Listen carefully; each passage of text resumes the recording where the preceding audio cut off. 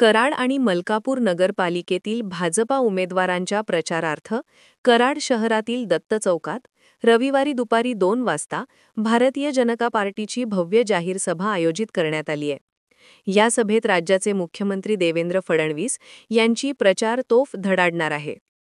कराड नगरपालिका आणि मलकापूर नगर परिषदेच्या निवडणुकीचा प्रचार अंतिम टप्प्यात आला आहे।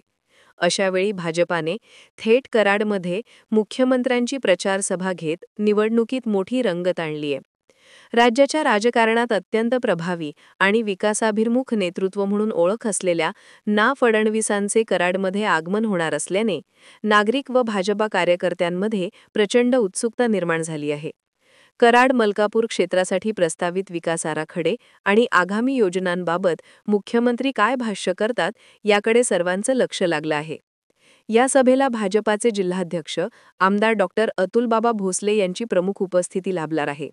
तसेच कराड उत्तरचे आमदार मनोज घोरपडे, खनिज कर्म महामंडळाचे संचालक भरत पाटील, अण्णासाहेब पाटील आर्थिक विकास महामंडळाचे अध्यक्ष नरेंद्र पाटील, यमू कृष्णा सहकारी साखर कारखान्याचे चेअरमन डॉक्टर सुरेश भोसले, सातारा जिल्हा निवडणूक प्रमुख धैर्यशील कदम, भाजपाचे राज्य परिषद सदस्य सत्यजित सिंह पाटणकर, प्रदेश संघटन मंत्री मकरंद देशपांडे, कराडच्या माजी नगराध्यक्षा शारदा जाधव, रोहिणी शिंदे, मलकापूरच्या माजी नगराध्यक्षा नीलम येडगे, कराडचे नगराध्यक्ष पदाचे उमेदवार विनायक पावसकर आणि मलकापूरचे नगराध्यक्ष पदाचे उमेदवार तेजस सोनावले यांच्यासह भाजपाचे सर्व उमेदवार उपस्थित राहणार आहेत।